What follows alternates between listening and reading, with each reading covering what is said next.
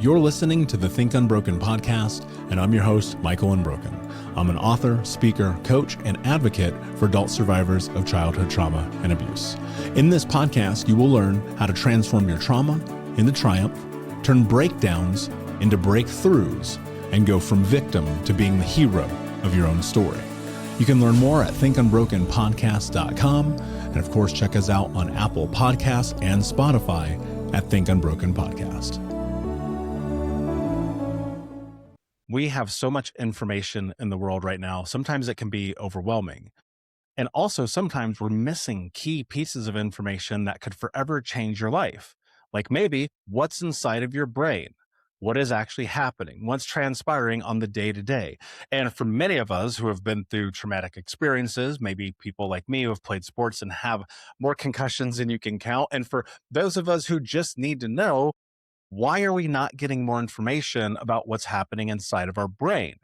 We don't do enough information and deep dive into the very thing that shapes us to the core of who we truly are. And I'm super excited for today's guest, Steve Rondeau, because we are going to dive into not only the research and science behind what this is that he is an expert at, but also we're going to talk about my brain. Steve, my friend, thank you for being here. Welcome to the show. Oh, my pleasure, man. I'm super excited to talk to you.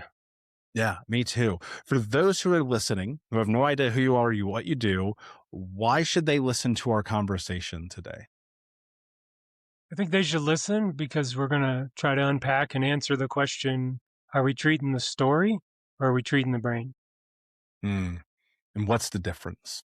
The story, through my lens, is the manifestation of the brain patterns and how we interpret our environment. And so when these symptoms show up, that's what we are displaying as, as our personality, as our symptoms. And so what we want to try to do is unpack the difference between, what is the story that we're presenting with and what do we actually need to be addressing. For context, let's rewind and just give people your credentials before we jump down this path, because I want people to understand that you're actually an expert at this and not just some guy who watched a YouTube video. Yeah. No, actually, I'm just a guy who sits in a cave all day, to tell you the truth. So sit in a cave and look at computers. Yesterday was about 15 hours. So, yeah, I don't want to go back too far, but I have a background in developmental pediatrics. So after medical school, I did a residency in developmental pediatrics. And from there, I went on to clinical practice where we treated kids with developmental disorders and things like autism and seizures and so forth. But the reason why that's relevant to what we're talking about today is because if I never had done that experience, I would never have realized how much of a gap is missing within mental health. Okay. In that world that I lived in for over a decade, every move we made was based on a lab, a value, a biomarker. And when I moved into just mental health care as a sort of a broad umbrella, it was a whole different world, man. And I was like, hold on, you guys don't have a test? Like, how do you know what to do? This is crazy. Like, how are you guys deciding what you do? And say, well, hey, we got these questionnaires that people answer, and then we look at them, and that's how we kind of decide where we're going to go. And it just was like, my brain just could not process the idea of treating people without some objective data. So that's where we ended up. We started Axon about 5 years ago, I think. And through that time and before, we processed over 50,000 brain scans, and we've looked at lots and lots and lots of brains, and really trying to make sense of what we call, mental health. And I feel like, so my background, if I rewind to really the beginning of my creative journey, is I'm a photographer. But I got my first camera when I was like 10 years old.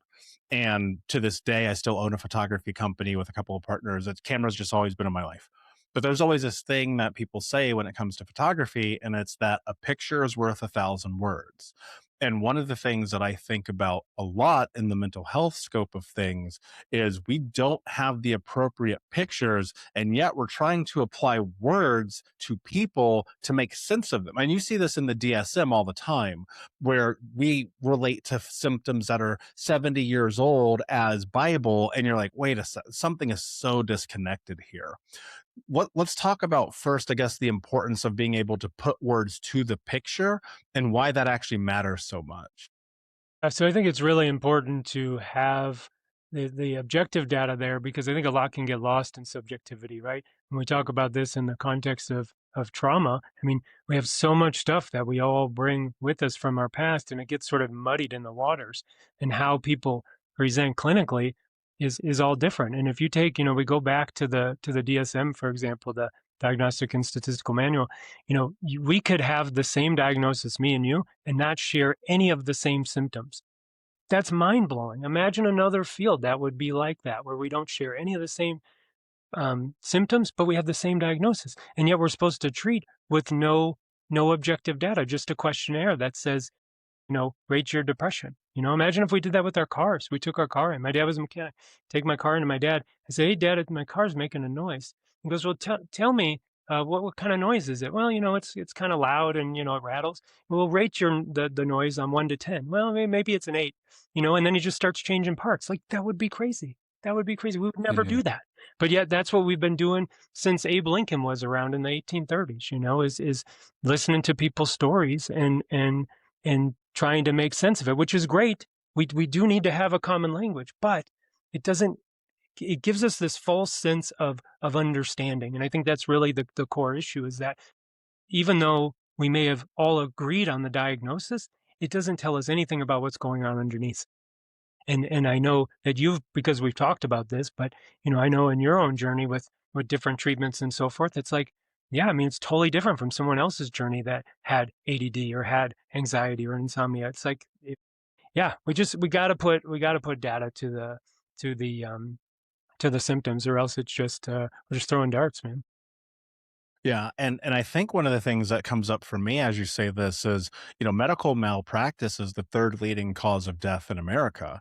And I think so much of that, and I'm not a doctor. I mean, you are way more learned than I will probably ever be.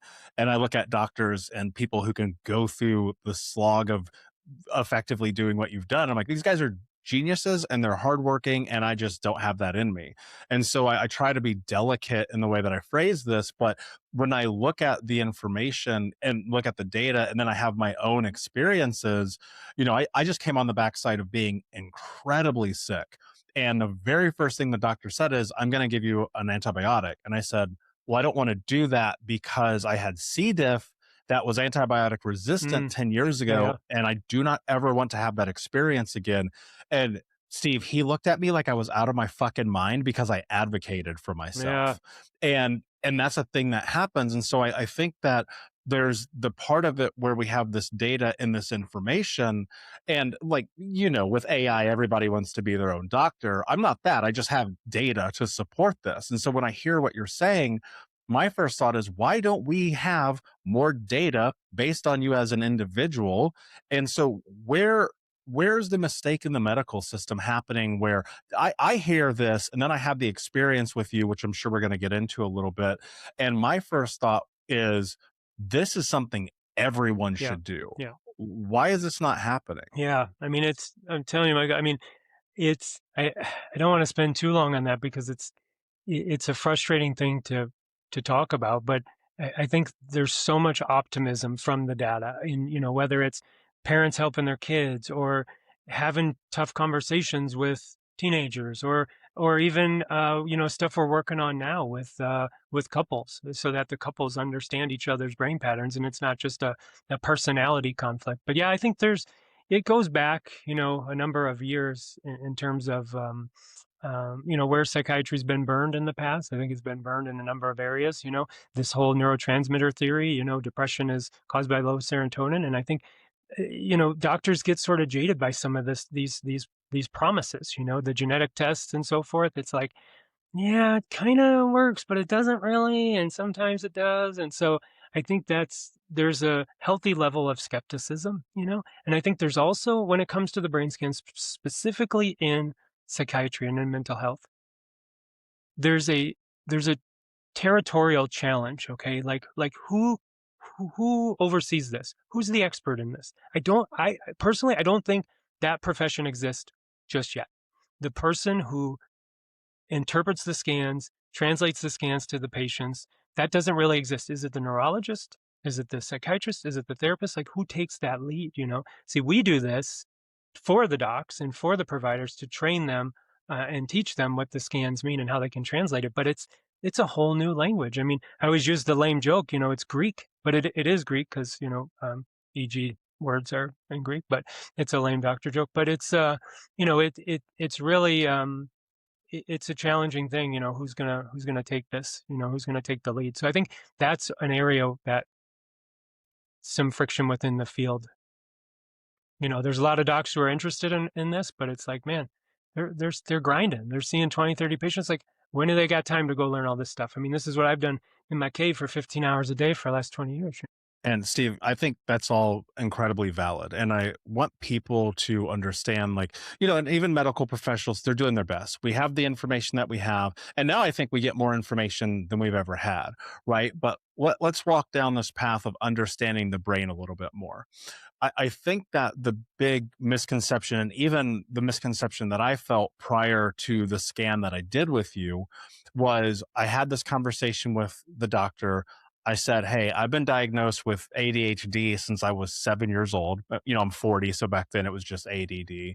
I had all of these trauma experiences. I've had all of these concussions. And, I go to the doctor, tell the doctor this, and they go, okay, cool, try this prescription. And I tried this first prescription, and dude, it made me feel like a fucking crazy Mm, person. And then I tried the next one, and we were testing. Dude, I felt like a lab rat. And then you and I did this scan. I sat with you. I said, here's my background. Here's what's happened. You said, cool, let's do this scan. We sat down. You said, I've got all of this empirical evidence that supports that someone whose brain looks like yours should try this. mhm, And I went and I started trying that other mhm. medication, life changing, right?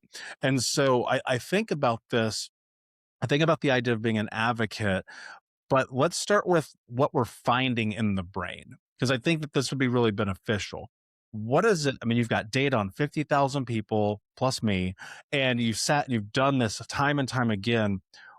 What are you seeing? What are the things that people should be aware of that they should consider to go and sit down and have something like this done in the same way that I did?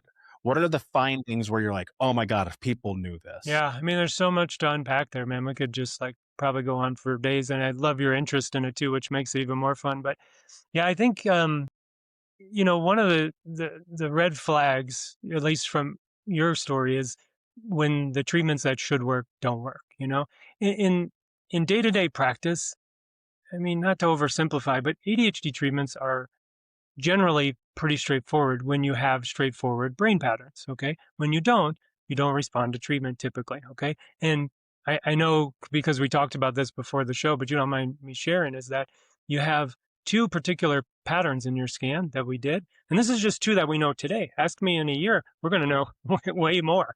Um, is that you have two patterns that are very, very poor responders to treatment. They look like ADD. They look sometimes like OCD. They also look like panic attacks. And they can often be described as people describe their traumatic experiences, okay, with these patterns.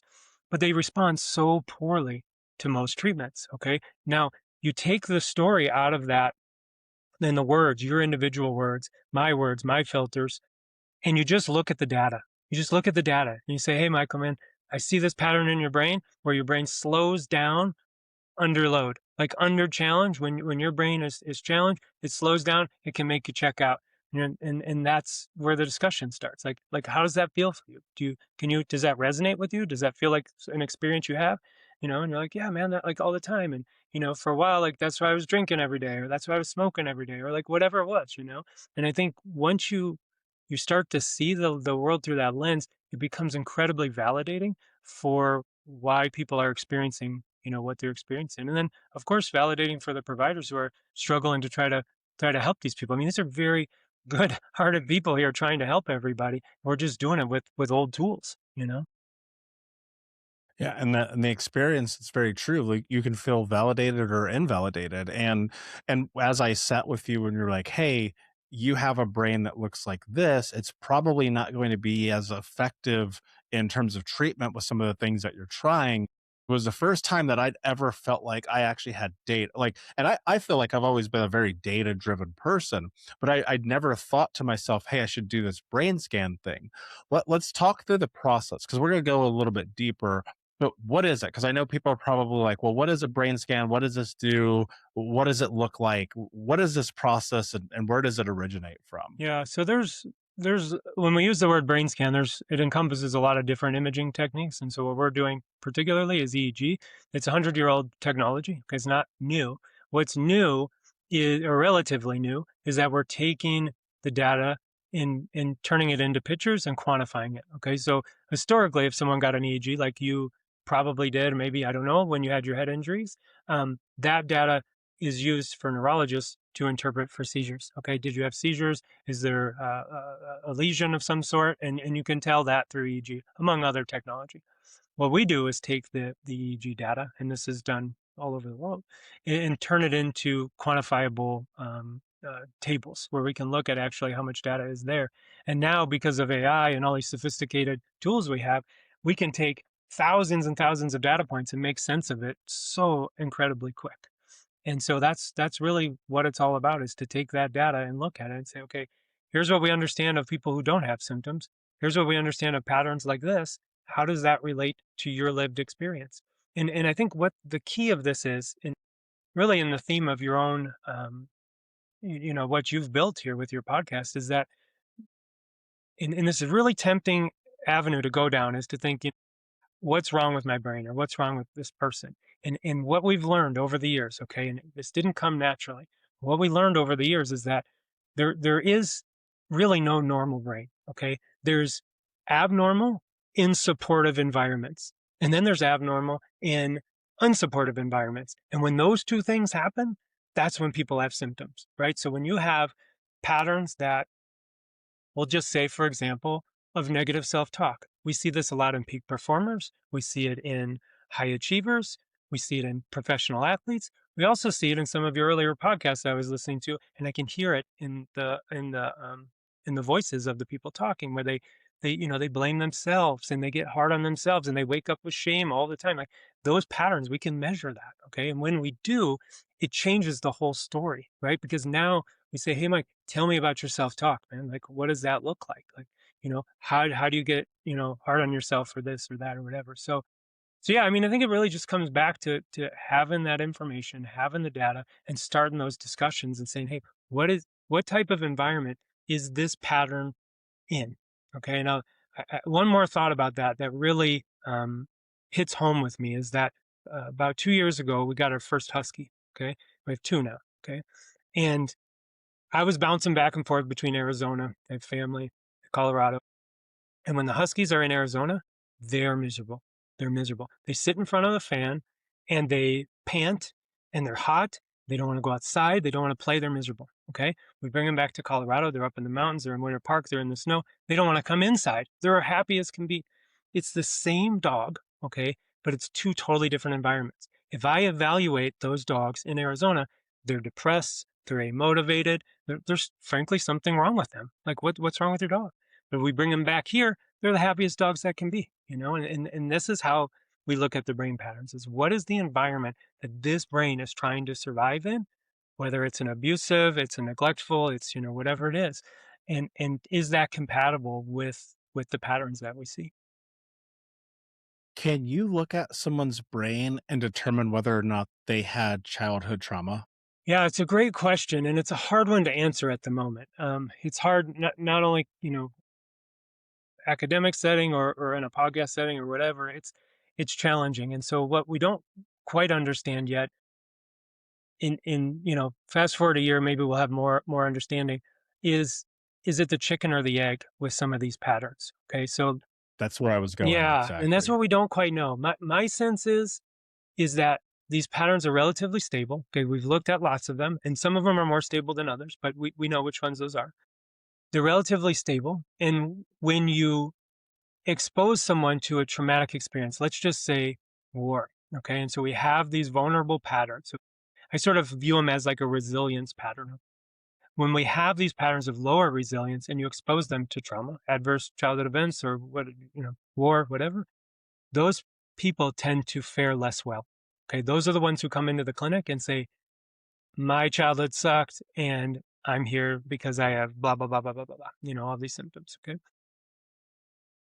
And so I think right now that's probably the case. I think that that's the issue. And so I don't know though. We'll keep grinding, we'll keep looking at the data. It's one of my favorite patterns to look at are these patterns associated with trauma. It's ones where we're studying heavily right now, especially as there's so much interest in two areas: objective brain data and psychedelics. And so those two areas, at least in the world that I live in right now, is people really want to know. And so do I. I don't really care what treatment people use. I just want it to be used mindfully. I don't want it to be used indiscriminately like it is now, and I think it hits even closer to home now that I have, kids of my own. And it's like, man, I wouldn't want to do that to my kids.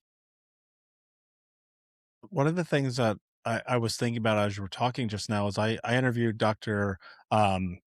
Caroline Leaf, and she's the first person, I guess, 6-ish years ago, where I really understood there's a differentiation between the brain and the Hmm. mind. And for a long time, I thought they were the same thing, and that's my own lack of knowledge, right? And so I look at the brain as being this hardware, right? That's this physical structure that we have, and for what it's worth, the mind being the software. And I think about the reality that people try meds, they try talk therapy, they try the gratitude journals, they try the this, they try that, they try my coaching programs, right? And for some people, it just doesn't Yep. stick. They stay stuck. Yep. They stay in this frozen high alert space. What are you getting from the scans that can help people when they feel stuck, even though they're showing up every day and they're doing all this work that they think they're supposed to be doing? There are there's reasons why these patterns in people's environments exist, and I think that there's there's there's ways that these patterns in the environments that we create serve us. Okay. Let me tell you a story and see if this resonates with that question. Okay. This is an interesting story. I know my wife doesn't mind me telling.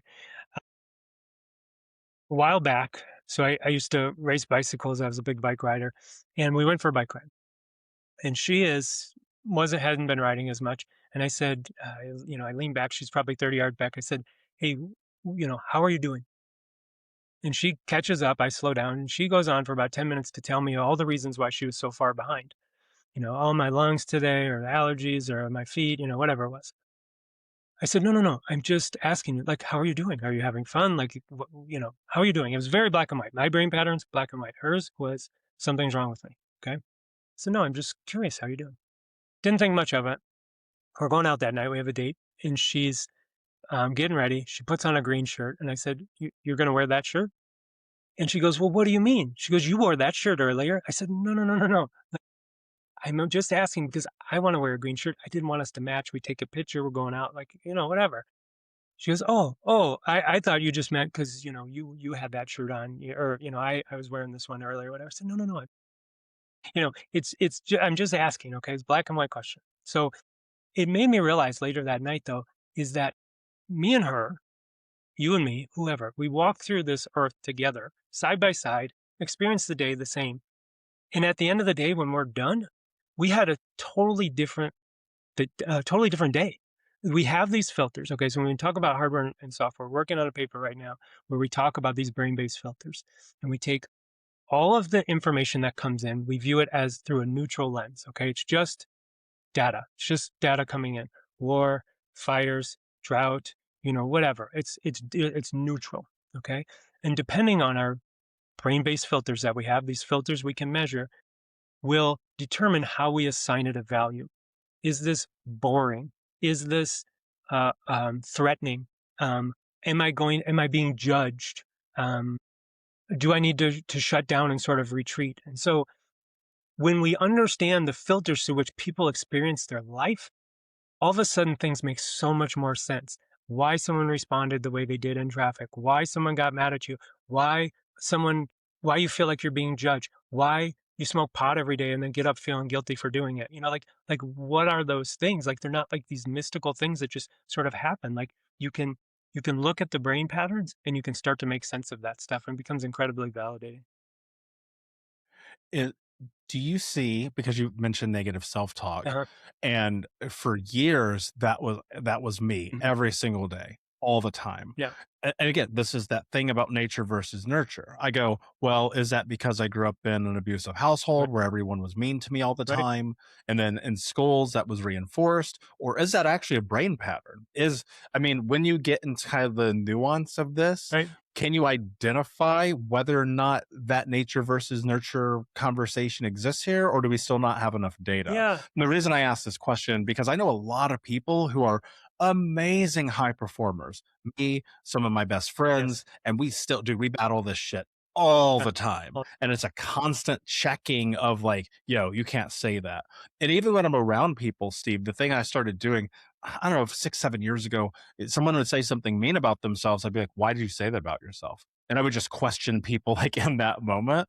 But I'm curious if like, is that a part of this conversation of nature versus nurture, or do we still not have enough data?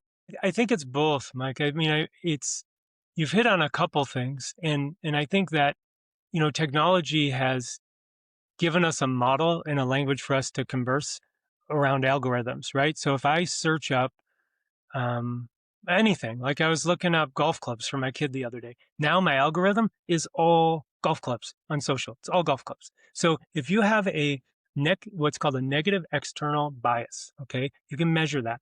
Then everything that happens to you, and I'm overgeneralizing, okay, everything that happens to you gets filtered through that lens, right? And so it's a measurable pattern. That means things that come in become from the outside become a threat, okay? And so your algorithm in your head starts to view it that way. And now you have to work harder to to undo that. If you recognize that, right? So some people, a lot of people with the negative self-talk, which is a negative internal filter, okay, negative bias, internal bias, will view things like a let's say a promotion. They may view that instead of being something to get excited about, like, yeah, I'm going to get this new boat and we're going to go on vacation, whatever. They may view it as, oh my God, they're going to find me out that I'm a phony. The imposter syndrome kicks in. Like, what if I get fired because I'm not good enough? I got to lead this team. What am I going to do? So again, recognizing these patterns can set you up to create ecosystems to support that. Okay. So it doesn't necessarily teach you anything you don't know. I looked at you, man. I told you, I said, hey man, tell me about your negative self-talk. Like, oh my God, it happens all the time. And it's like, yeah, you knew that. But did you know there was a hardwired pattern that was there? Did you know that there's an environment that supports that? Did you know there's an environment that makes it worse? So when you talk about nature and nurture, if I have that pattern in my kid, okay, and again, we can't undo what's been done, but if I can change the generations, after me, I can recognize that pattern in my kid and I can change that for him. Yeah. Yeah. And I think that's a big part of why I wanted to start this show from the beginning. I was like, man, we can change people's lives. Like this, so much of it, there's always the side of this show that I think is kind of heady. We talk concepts, we talk ideas, but the real transformation for people, and for me myself, it's always like in the, okay, I have a point of data and now I can take an action and I can track that action, measure the variables along the way, and then prove whether or not my hypothesis for trying to solve for X here makes sense. And the reason I brought up the self-talk thing is I would argue that's probably one of the number one things that people are going through right now, not only just because of social media, which is its own nightmare we don't need to get into, but also because, man, we come from broken homes. So then the question on the backside of this, obviously, we're not diagnosing anyone, we're not giving doctor advice at this moment, is there a solution based approach that people should consider, whether or not they have their brain scan, but they're like, man, I fucking hate myself. Like, is there something that they should be contemplating doing and adding to their day, to their life, to the way that they look out the It's world? so much, man. It's like in everything you do. It's in so much. But if you understand the key ingredients that make up our filters, we can start to create those networks. So like for example, give an example with kids. We recognize this early in my boys. They let me scan them since they were little. Okay, probably for the last 10 years, I've been scanning their brains, and learned a lot because these patterns don't always show up early, maybe 5, 6, 7 before you start to see the patterns show up where you see something like, "Oh, I'm so dumb." And you're like, "Where did you hear that? Like, we don't talk like that in the house." Okay? So imagine an environment where a kid is saying that in their head. They might not be telling you that, but they're saying that, and they're punished for not getting out the door to school or not getting their homework done or being messy in their room or whatever. But if you don't understand these patterns, you can just start to reinforce that negative self-talk. So again, if we understand them, how can we create ecosystems to support them? So my other little boy, we recognize his creative patterns, which is a fascinating topic for me, is raising artists, okay? Like yourself with the photography and with all of that. If you understand that about your child, you get the playbook when they're born, you understand this is what's going on. What do? You build them a music studio. You build them a music studio, you take them to the water, you give them some lessons, you sign them up with some mentors, and next thing you know, they're playing at Red Rocks on stage with Shaquille O'Neal, and it's like, it's not because he's a savant, like he's great at making music, but it's because we gave him the tools to support his brain patterns. You know what I'm saying? I didn't try to do what I did. And I see this with like people in my neighborhood. We got a bunch of scientists and doctors and, engineers. And these people want all their kids to go to engineer school and go to doctor school until they're 30 and whatever. I'm like, no, that's stupid. You've got a creative brain. We're going to create a creative environment where your needs can get met. So when you talk about the negative self-talk, undoing the stuff now, I think has its own challenges, and I'm no therapist by any means. It has its own challenges to undo. But I think if we can start with the generations that are coming after us to understand their patterns and say, hey, man, we're going to create a place where you get wins every day. So if that negative voice comes in, you can just say, hey, man, like, maybe I struck out in golf this week. This has actually happened. Maybe I struck out in golf this week, but I'm an excellent hockey player. I'm a great little brother. I'm a great whatever. And so we give them these other ways to scratch these itches. And if you don't, man, they're gonna find it. They're gonna find it. And the biggest thing is those screens. If we let them find a way to scratch their itches, it's gonna be screens, it's gonna be substances, it's gonna be a bunch of stuff you don't want. You know what I'm saying? So we create the environment, we make the music studio, we make them the art studio in the basement, and we do all these things so that they can get those wins and they can get their needs met and they recognize their value and their contributions.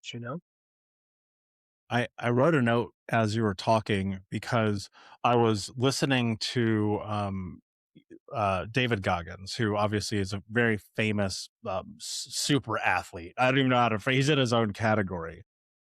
But one of the things he said, he was being interviewed by Dr. Andrew Huberman. And I don't know if you've listened to that episode or not, but they were talking about the fact that even this guy who we view in the world as like this guy who's overcome everything to become this hero. And he even said, man, I've got to go. He phrased it as to my cookie jar. I have to go into this place when I'm in a dark place where I'm mad at myself, when I hate myself, when I feel shame, when I feel guilt, and I have to remind myself who I am. And Steve, I was having a conversation with my coach probably a month ago. I was in a really weird fucking place because I'm in this transition in life. We're transitioning the business. I'm working on health things. I'm trying to like get myself oriented, especially after the conversation you and I had about my brain. And I sat with him and I go, dude, I don't know who I am right now.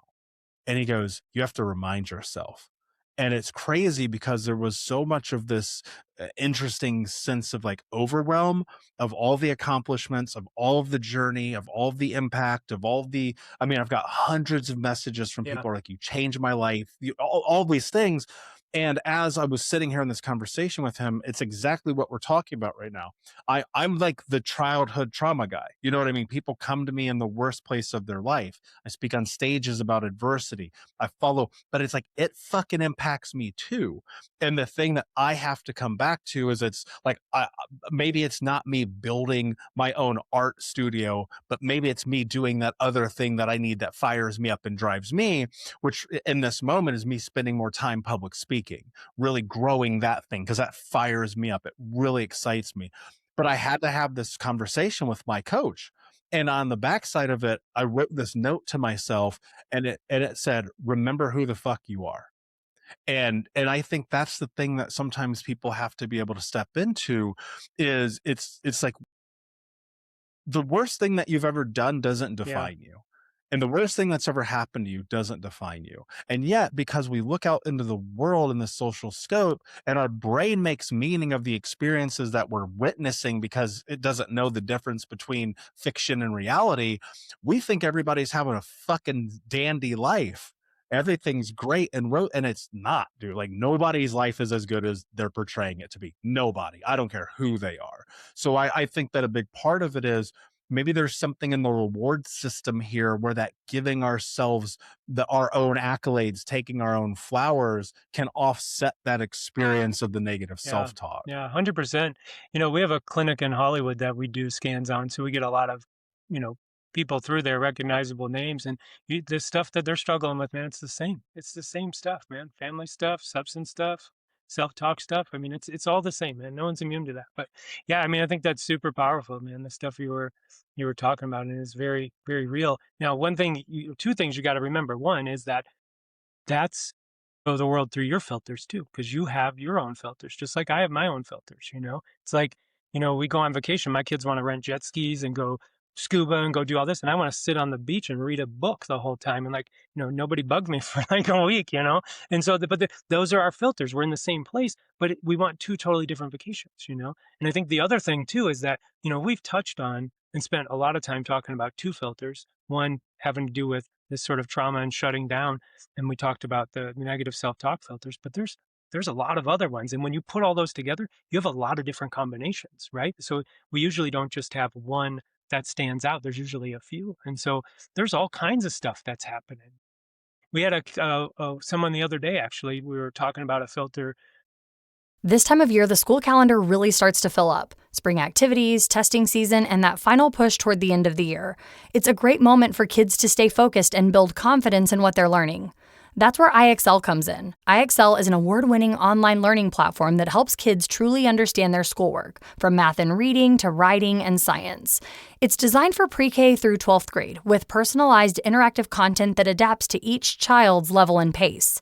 IXL makes it easy to stay on track with instant feedback and clear explanations, skills organized by grade level, and simple progress tracking. It fits into even the busiest spring schedules. It's also trusted nationwide. In fact, IXL is used in 96 of the top 100 school districts in the U.S. Make an impact on your child's learning. Get IXL now. Listeners can get an exclusive 20% off IXL membership when they sign up today at IXL.com/today. Visit IXL.com/today to get the most effective learning program out there at the best price. That they had one of these, brain patterns.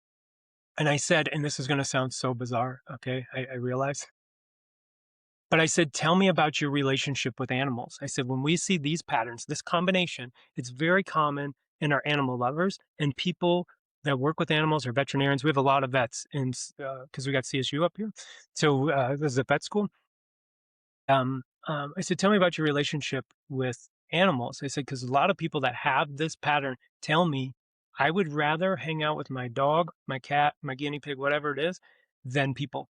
And she just was like, oh my God, yeah, that's like totally, totally me. And I used to volunteer and work at the animal shelter, and I don't do that anymore, but it was like my therapy. And I think people really underestimate how much of a role these sort of seemingly trivial things are playing in their lives, like, pickleball with their friends, or, art at the dinner table, after dinner, they're coloring, like whatever people are doing, or making music. Like, those things get sort of pushed aside, especially as we're stressed and pushed to the limits. We're moving, like, all this stuff. And they all get sort of brushed aside, and it's like, maybe you have kids, who knows what happens. And, but those Mhm. things were scratching an itch for you. And I think that if you don't, I know this. I mean, I've seen it so many times. If you don't get your needs met in three areas: your work, which also includes school education, your relationships, which include like friends and intimate relationships, and your hobbies. Okay. If one of those areas isn't scratching those itches for you, that's a lot of pressure on the other two. Take two of those away. Imagine you're out of a job and you're in a good relationship. Now all you got left is your hobbies. You know what I'm saying? That's a lot of pressure on one area to meet all of your needs. And then we start to have symptoms, and then you go see the doc and say, oh, you're depressed. I want to go into that because one of the things that you pointed out to me, you're like, dude, you need to have fun. Like you could see this in my brain scan. I sat there with you. I was in this little coffee shop having this conversation, and you were like, you need to spend more time on hobbies and Yeah, having yeah, fun. I can tell you that over the last few years, I have done this kind of life exercise where you measure on a scale of 1 to 10 the level of fulfillment that you have in different segments of your life: mental, emotional, physical, spiritual, financial, sexual, and in different areas of this measurement that I've put together, which I actually should create an app for my community. I think I'm going to do that because I think this would be really interesting and share that data and we can have a conversation about it. But the lowest ranking area of this that I always have, the number one lowest is always hobbies yeah, and fun. yeah, It's almost non-existent for me, yeah. Steve. Growing up in my home, we were not allowed to have Gee, fun. Dude, it was just not a fucking uh, reality. And in the times that it would be limited in time frame. You can have 10 minutes of this or 25 minutes of that, which I think is probably reasonable yeah, subjectively. But I mean, this was everything mm, all the yeah, time. It was always, you didn't do enough housework, you didn't clean enough, you didn't do this enough. And we were always subjected to the torment of this. And so still, even after our conversation, which a month ago, 6 weeks ago, I still have not been mm, able to break that yep, pattern. Even this I'll give you a great example. Sunday, I was like, I need the day off. And there's this new video game that came out. I don't ever play video games, dude. I am so fucking busy. I do not have time. I have been dying to play this game since I heard about it like 2 years ago, and it's out. And I bought the fucking game, Steve. I didn't touch yeah, it. I felt so much yep, shame and guilt about the idea of having y- fun. And I know I'm not alone in yeah, this. So let's talk yeah. about like what do I was going to say forget the people, but like what do I do? Yeah, What yeah, do the yeah, yeah, people do? Like I'm so mad because I'm mad at myself because I'm like I went and I spent this money and I ended up working half the day, and then I ended up going to the gym and I did yoga and I did all these other things. And those things are fulfilling too. I love going to the gym. I love doing yoga. In fact, I'm going to yoga right after this. But it was like I couldn't turn off. I couldn't yeah, just be like sitting in this yeah. moment, right? Yeah, yeah, that's amazing, man. That productivity guilt is a real thing, and you have, I mean, you touched on all of your patterns. I mean, people, the listener wouldn't know, but I can see what your brain scan looked like because I, looked at it before we talked. But you've touched on all of those patterns, and I think I want to clarify one thing. When I say you need to have fun, what I translated that, at least in my head, it may not have come out in words, is that you need an escape. You need an escape where you're not thinking. Okay. So the analogy I often use is like you're like an EV, love them or hate them, you're like an electric vehicle and you need to recharge your batteries. Okay. And not everyone's patterns are like that. Okay. So if you go see, your buddy and he doesn't have those patterns and he's grinding, grinding, grinding, like cool, like he's got his own thing. Okay. But you have these patterns that need your batteries recharged, probably half of which was related to your concussions. Okay. I think we talked about that too. And if you don't recharge your batteries, man, at the end of the day, at the end of the week, at the end of the month, you're going to be out of juice, and you're not going to bring the best version of you to your show, to your relationships, to your hobbies, to like whatever you're doing. And I think that's just so important to know. It's not an option. You have to do that. So find something that allows you to turn off when you have these patterns where you feel like you need to, kind of like check out, like what is that going to be? Is that going to be for me? It's like swimming underwater. Nobody can get a hold of me. Okay. Phone doesn't ring underwater. Like Mhm. nobody needs anything. It's great. Sitting in the sauna was like that. It used to be long distance bike rides. I wouldn't even go out if I couldn't go out for like 50 miles. It was like a waste of time. And so how do you do that now? Like with two kids and, marriage and everything, you can't do that. So like how do I get those needs met? But I know if I don't, I'm not going to show up the best. It may not be a day or two later, it may be a week later, but I'm going to be agitated. I'm going to be short. I'm not going to be present because what's going to happen? All those tabs are going to be open in here, and I'm going to be bringing that to all my Mhm. encounters. I'm going to be talking to you, thinking about the 5 other meetings I'm supposed to be having right now, or about the, emails I didn't answer, or the kid I got to pick up after school. It's like you got to close those tabs. You know? Yeah, and part of me wonders again. This is why I can't wait for more information, more data, and more research to come out. Where I go, is that just a proclivity that's a part of my human nature, or is that something that was learned? right? Because I think that we're always trying to better understand ourselves, because the reality is when I do turn off, like, and one of my favorite things in the world is, like, I'll go to the movies by Yeah, that was myself. great. I And remember you we telling me that, man. It's perfect. Yeah, and I'll leave my phone in the car. And what's crazy is there's a movies theater literally 50 feet from the new recording studio. I can walk out this door and be at that movie theater. And I've been in this new studio for 3 weeks and I haven't gone to the movies one time. Now I'm getting set up, I'm getting oriented. There's a lot happening, but how? Maybe I'll ask you this question for people that struggle with that.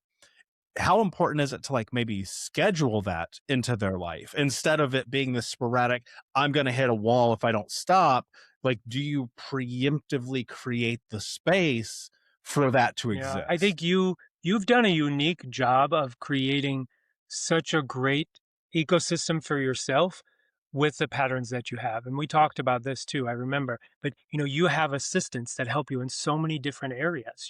And like if you didn't have that with the brain patterns you have, like like I've told people this many times. In fact, this happened. I haven't told you this because this wasn't even a thing before we talked. So we're shooting a Netflix special right now for an individual who was a professional athlete, bunch of head injuries, substance use, all of that stuff. And in going through that scan and showing him like why he uses the drugs he uses is like it's so incredibly empowering to say, hey man, like how do how am I going to do this now sober? And I think it's the same for you. Like, how do we take these patterns in this new environment and make it work? And I think the personal assistance, not everyone can do that. Not everybody can have a house cleaner and groceries delivered and a reliable transportation. No, but you can work within the system that you have to make it, in your case, the most predictable. Because if you make your day predictable with boundaries and 20% of that day is just for you, then when you get to that 20%, it doesn't feel guilty that you're not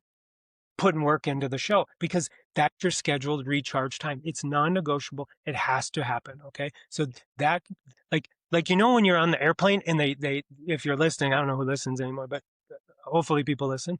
They they they say, the mask comes down, you put yours on first. Like that's what you got to do with that recharging your batteries before you go drive your EV to the other side of the state. You got to recharge your batteries. And so this is the same for you. Like where does that fit into your schedule? Because those negative self-referencing patterns are going to kick you in the pants when you wake up and say, damn, I did it again. It's you fill it in with exercise, fill it in with overeating, fill it in with drugs, fill it in with binge scrolling and God knows whatever else people are doing online. It's all the same thing. They're just trying to get their needs met. And if you have those negative chatter patterns like that, it's just going to keep that narrative going. So you got to prove it wrong, man. You got to get up every day and prove it wrong and say, I'm going to schedule this in. I'm going to do this thing. Like say it's your game. Maybe what you do is the day one is just buying the game. Day two is installing the game. And then day three is I just show up and play the game. So like, for example, with my kids, I got a super artist kid. Okay. If I tell him, hey buddy, I want you to go after school and get your paints, put it on the table, get the glass, get all the stuff, the paintbrushes, and let's paint. He'd be like, nah, I'm gonna go play with my buddies, Dad. That's boring. But if I put the paints on the table, I have the glass there, maybe I even have a snack lined up. If I can do this, okay, I have it all ready to go. He comes home, guess what he does? He just goes to the table. I don't even ask him. I don't even ask him. So how can you decrease that resistance so you can do what you want to do? You know what I mean? Okay. So I'm going to ask you a follow-up question then, because for years, I have been trying to find the space of the differentiation between something I'm famously known for saying, and it's asking this question, am I taking care of myself or taking it easy on Mm, myself? And for me, self-care has been everything but the hobby slash fun. It has been the diet. I mean, I got a smoothie on my desk right now. It's been the exercise. I just came back from the gym and I'm going to yin yoga this evening. It's the way I spend money and take care of it. It's the way that I interact in relationships. It's doing the work when the work needs to be done. But then, the last 3 nights I've been up till 11 o'clock at night working, because like sometimes that's the world that we're in. Like you have to. Anyone who says that you don't have to grind, yesterday you had a 15-hour day, dude, you got to grind. So then how do you find the differentiation from, I guess, really a clinical perspective? How do you look at the brain and the science and the research and go, okay, this is how you know you're taking care of yourself, and this is how you know you're taking it easy? Because I think the people who take it easy are going to have a hard life, but the people who are always doing hard things, they get an easier life. And that's just true. And I've just experienced it personally. But where's kind of the differentiation between the two so that people have a point of measurement for understanding, like, am I actually taking care of myself by having this Yeah. break? Or am I taking it easy on myself because I'm fucking procrastinating for the 30th day in a Yeah. row? Yeah. That's a challenging one to answer in a without a context. Okay. So like if we talked about yours specifically, okay, because this again, if I generalize, I'm just doing the same thing that mental health is doing across the board. I'm saying, oh, you have depression, go do this thing. Or hey, you're, you know, procrastinator, go do this thing. Like, no, like I could show you 12 different ways procrastination will show up in an EEG. Is it because of social anxiety? Is it because you're overwhelmed? Is it because you're cognitively not processing information effectively? Is it because you have the negative external bias, negative internal bias? Are you anxious? Like I could show you a billion different ways it could show up. That's why it's ridiculous to say, oh, like these message boards. There's these message boards, mental health message boards I follow, okay? Like families with ADD and people with, you know, neurodiversity. And they say, my doctor just put me on Strattera. What do you think? Or my kid has anxiety and ADHD. What should we take? And I'm just like, first of all, you're asking Facebook for the advice. But second, it's like, Or yeah, Reddit? right. I haven't gotten to that one yet. But second is like, Don't do yeah. it. Second is, you know, it's so grossly generalized. So if we talk about yours specifically, is it self-abuse or is it self-care? Self-abuse looks like I'm on the treadmill because I hate myself, I'm fat, I don't like the way I look. Like that's self-abuse, okay? And it is so extremely hard, I know, for a person that has those negative self-referencing patterns to do it out of self-love. Like that's a really hard thing to do, to say I'm going to go exercise because I love myself, you know, as opposed to I'm going to go work out because I need to be more jacked than this other guy. You know what I'm saying? Or I bought like here's one, like I think about this one a lot. You know, I bought this car because I love cars and I appreciate the craftsmanship, and I would own this car if nobody ever saw me drive it. Versus I bought this car to impress women or to impress my neighbors or to let my colleagues know I'm killing it. You know what I'm saying? So like you have to like know what the pattern is underneath to know if that thing is serving you or not, you know? So like for me, self-care would be, like I said, a book on the beach. That would be self-care, or scheduling massages because my brain is sort of over-roused, you know, and I gotta like slow it down, you know? Self-abuse would be, you know, grinding so that I could take the day off the next day, but I work for like 20 hours today. Like that would be abuse, you know what I'm saying? Like compromising my sleep, you know? But again, for you, I think that knowing that these patterns are here, where you need that escape, you gotta schedule that 20% every day, and then tell yourself that's out of love. Like you're doing it because that's going to bring the best version of you. It's not avoidance. And if you Mm. really wanted to kind of hack this, I think I would say, how could you how could you assemble a team that would get the work done that you normally would be doing that time? You see what I'm saying? So like you go into the Mhm. movies, but there's still work being done. Okay. And then you don't feel so guilty about doing that. And I think over time it'll evolve and you'll realize, hey, this is what I need. Because when I go and there's space, really the patterns you have need space. If you don't give them space, you're not going to have the next big idea. You're not going to have the new app. You're not going to have those things. You have to create that space with your pattern. Okay. Totally. Yeah. And I love that we're talking about me, which I really appreciate because I got so much value out of the scan. And as we're sitting here having this conversation, I'm thinking to myself, okay, cool. But what about uh Stacy, who has three kids and she's a single mom and she's got all this stuff on her plate, or Bill, who's the working dad with the stay-at-home wife and they've got all the things, or the guy who's in college and he's on the swim team, but he's also trying to like take care of his mental health. Like, I think that so many One of the things I hate about podcasts, and I've probably been guilty about this just because of the Yep. context of the Yep. world that we're in, is I've made these broad generalizations. I mean, the fact that my life has changed significantly since our conversation is like meaningful. So when people are hearing this and they're like, I don't have an assistant, I can't do a brain scan, blah, blah, blah, are there some elements of consideration just to make their life different? Like if they're just in the moment, they're like, man, things aren't working. I'm getting high every day. I'm watching porn. I'm playing video games all the time. I'm scrolling. I'm reading smut magazines, like whatever it is. Men and women, we all have our thing.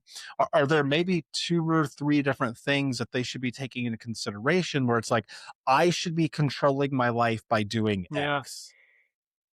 Again, it's a challenging thing because I love these conversations, but they become elusive when there isn't a context to the pattern, you know. So if I say, you know, in this particular individual with this type of symptom manifestation, this is where they, you know, could get their needs met. I think what we have to do is we have to look at what the activity is that we're doing that we don't like. Okay, we'll just say scrolling online. Okay, what need is that trying to meet, and then try to substitute that. So, for example, in substance use centers, okay, I used to work in substance abuse centers.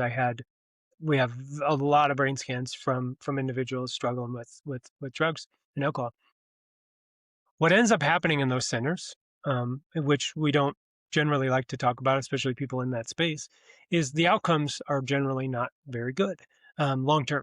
Okay, and I think it's because when you go in there, and I've seen this, your brain looks a certain way. Okay, you're sober. We're going in. I'm talking about sober facilities. You're sober. You come out, your brain looks relatively the same. Okay, there's some subtle changes day to day, but it looks relatively the same.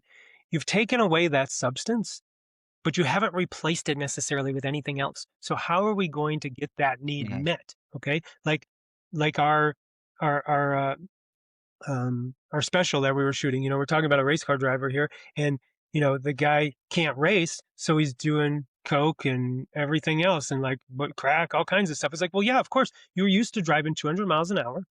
Now you're not driving 200 miles an hour. How do we speed our brain up like we're driving 200 miles an hour? Well, we could drink 20 monsters, or we could just like do some coke, you know, or smoke some crack. You know, it's like, yeah, of course, that's what you do. It's like so predictable. Okay. And it's also predictable that if you just remove that thing, just remove the porn, just remove the scrolling, just remove the wine, whatever it is, something has to replace that. And I think that, you know, we were talking about a mom or a dad or whatever, like those as a team, I think we can help each other when we recognize that and say, okay, I need support in this area so that I can go get a massage or I can go for a walk. I can go read a book in the backyard. Like it doesn't have to cost money, you know? Frankly, those are probably the best things that don't, you know, they're simple, you know?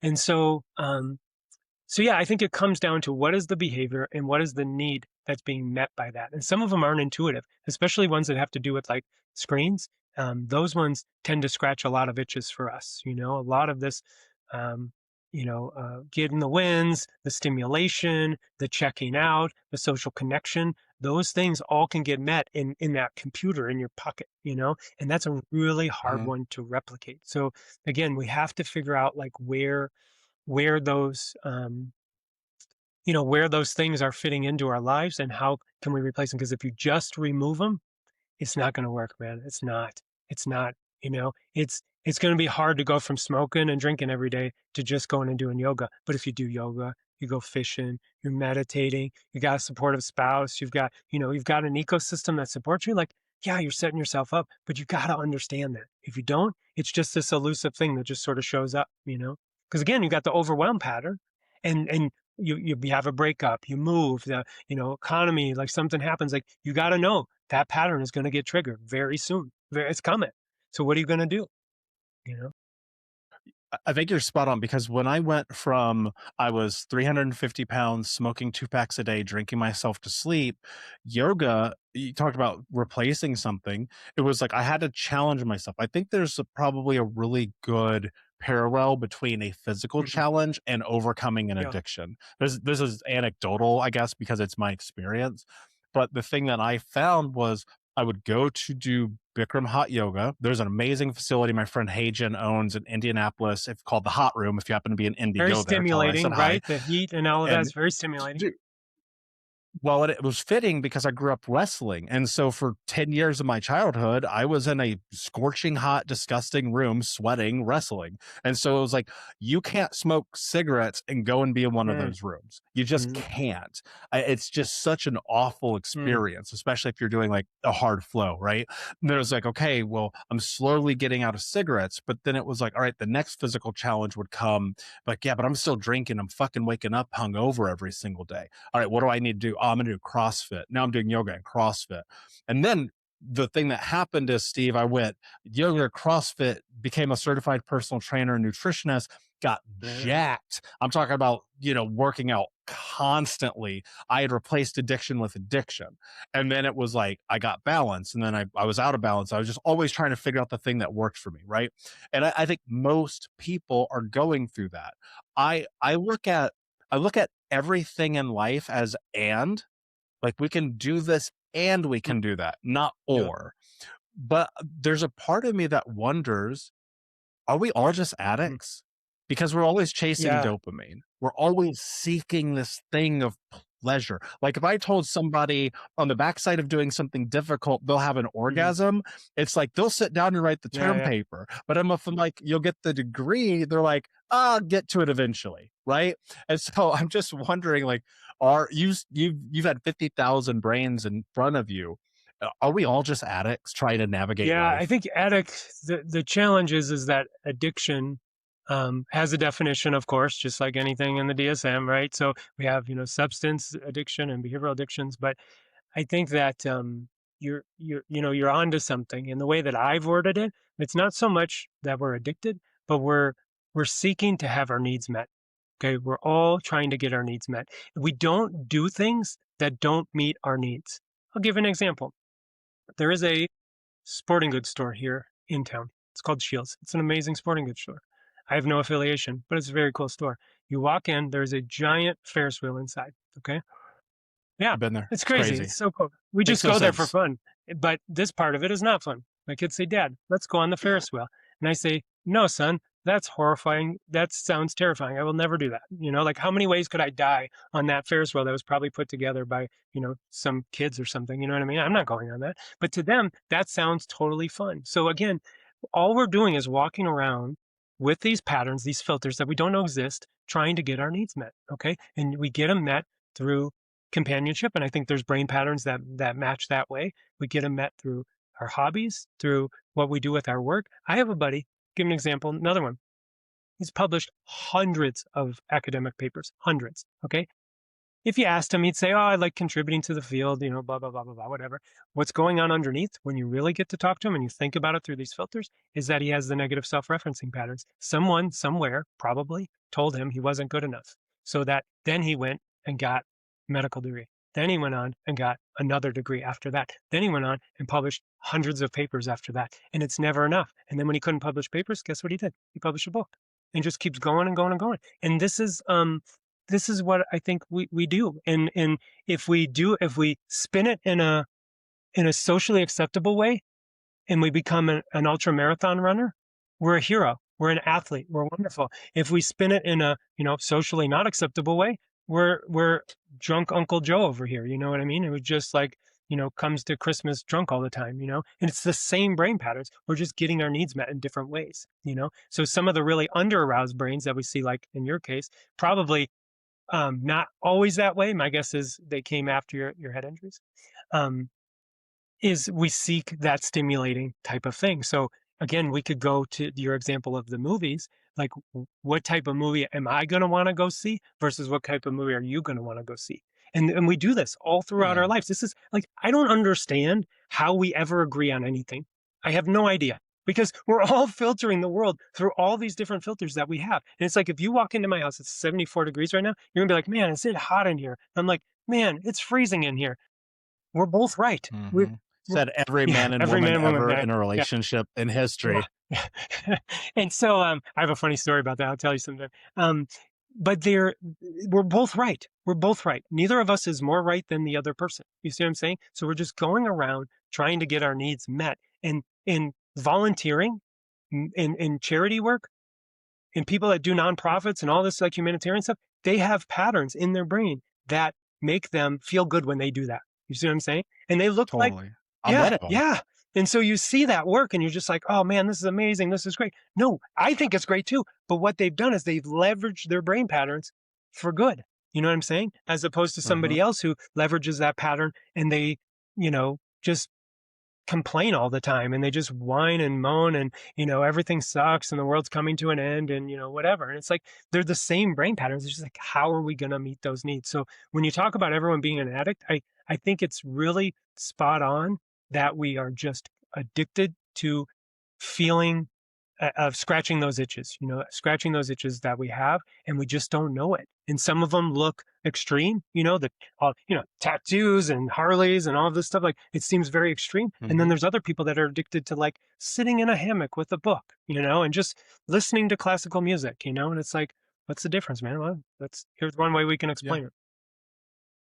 Yeah, and it's funny because when I interviewed Anna Lemke, who wrote Dopamine Nation, one of the things that she was addicted to was reading romance novels. And you would look at this woman who is a scholar, a PhD, who is like top of the top in her field, and you would be like, what? That's crazy. And then I interviewed Dr. Gabor Mate, who is arguably the leading of the childhood trauma scope. He's like the guy.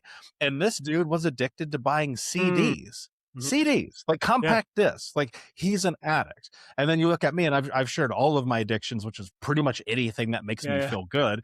Right. And so it's like, we all have that in us, but it's like at some point you have to be able to do something with that 100%. information.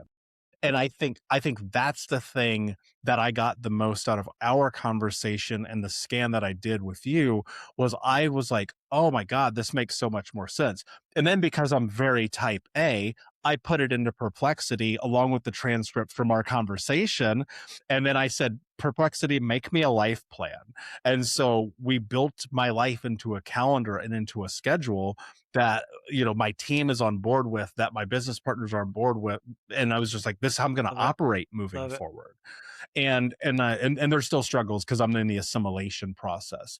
But I think that the lack of understanding from a baseline is probably keeping people stuck way more than that we even understand, because you and I are having a conversation that very, very few people are having. And they don't understand. Like I will never understand. You mentioned earlier, they must have scanned you after these concussions. Dude, I played football in the 90s. That wasn't a thing. We watched our heroes get rocked in a football game and then get back into the game and people cheer them on. And we know now, I mean, so many professional football players and other athletes say they would never let their children play that sport. Like I would never let my kid play football ever, not in a million years. Right. And I would never, if I go back in time, I would have been like, hey, don't do that. Cause there are moments where like, I'm starting to have flashes of memory loss and I'm starting to have like these little weird things. Where'd I put my keys again? Right. And it's like, so I'm doing all these protocols, things you and I have talked about, blah, blah, blah. But my point is, it's not just about that. It's about understanding the baseline of who you are, because there's data to support your actions. And I don't think we've ever been in a space and time where somebody could sit in the reality of who they are and be like, oh, that makes sense now. And I've always said, in order to get to where you want to go, you have to understand how you got to where you are. And I think that the biggest disconnect that we have is people just don't know why they are who they are. We make these assumptions, we hope for the best, and we go, this must be why. But even, sometimes there's people who grew up in the same home, have the same exact experiences with vastly different outcomes. My great example, my aunt became a successful person in corporate America. My mom became a drug addict who died, right? Same home, same experiences. One of my uncles went and they became this amazing person in the military, and the other one is in prison for life. Right? Same home. My closest family my siblings, we've all battled addiction, all of us. We've all had to go down this path of like figuring this out. I'll coach people and they'll be like, yeah, my brother's fine. And yet I want to put a gun in my mouth every Mm. single day. And I'm like, because we're all having such a different experience. And so I'm saying all of this to say this. I would encourage anyone, especially who's made it this far into our conversation today, to highly consider the investment on getting their brain scanned, because it is something that for me, I can tell you with certainty has made my life better almost immediately. And I know that will, on a long enough timeline, make my life incredible. And Steve, you and I have no financial affiliation to anything we're talking about. Neither of us have exchanged money. There's none of that thing that exists here. I'm just sitting here from this side of the table and Mike and saying, this is an incredible experience that I had. And it's made me restructure my life. It's made me ask different questions. And most importantly, it's made me have a lot of understanding of why I do some of the crazy shit that I do. And that to me has given me one thing above all, and that's comfort. And so I'm curious, where can people find you? Where can they learn more? Where can they um, really step into the next steps of what this looks like if they're feeling called to this Yeah. today? Oh, that's great. That was a great story. And in fact, an hour ago, I didn't know that that had happened, that you had even implemented anything that we talked about. So that's fantastic. But yeah, so great. The first place is my new book. We didn't talk much about that. I think we got so into talking about scans and everything, but my new book, Think Like a Brain, is at thinklikeabrain.com. Okay. By the time this is out, that should be out. You can find us at Axon EEG Solutions, which is where we offer our EEG reporting services to clinicians. And we can help patients pair with providers who can do this. And then last, my clinical work is at Wholeness Center, which is at wholeness, WHOLE, wholeness.com. And a great group of providers there utilizing the scans. And they're really the ones that helped me get all this started. So I owe a lot to that group helping us along the way to get this off the ground. So yeah, that's where I'm at. And I really appreciate the time talking to you. Yeah, absolutely. And guys, and you can go to thinkunbrokenpodcast.com to get more information on all of this in the show notes. And Think Like a Brain, it comes out The when? end of March, so March 31st, another week. That's right. So, guys, this is something that if you're in this place in your life and you need more information, even if you're not in a position to go and do the scan, invest in the book. At the minimum, invest in the book. And the reason, and again, I am no as Amazon affiliate. I'm not going to make a penny from you doing that. My hope is to help you help yourself. And that's why we started this show and why we interview people like Steve. Steve, my last question for you, my friend. What does it mean to you to be Yeah, it's a unbroken? great question, man. I think for me, it's understanding that these patterns are in our brain, okay, who we are, um, isn't always analyzed in the way that we would like. And I think as a result, it can show some of the sides of us that maybe we, that we wouldn't want to show. But in reality, those patterns can be our greatest gifts. And I think if we understand those and we leverage those, we don't end up like the husky in the desert. We end up like the husky in the snow. Okay. And that's what I think unbroken is. I think it's about realizing these patterns are who we are. We don't want to be normal. We don't want normal brains. Frankly, I don't even know if normal exists, but we don't want that. We want abnormal in the right environment. Beautifully said. And I could not agree with you more.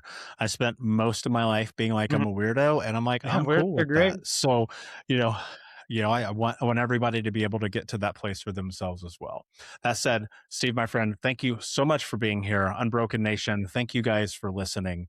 If you got anything out of today's episode, I highly, highly recommend that you go and visit Steve, learn more, grab the book, thinklikeabrain.com, check out his work, consider getting the scan, and most importantly, share this with somebody else because it might transform their lives too. So until next time, my friends, take care of yourself, take care of each other, and be unbroken. I'll see ya. Thank you so much for listening to Think Unbroken. Please share this episode with someone who could use it and help us move forward in our mission of ending generational trauma in our lifetime. And if you would, please take 5 seconds to pop on iTunes or Spotify, hit that 5-star, leave a review, and you can also reach out to us on social at Michael Unbroken or at Think Unbroken.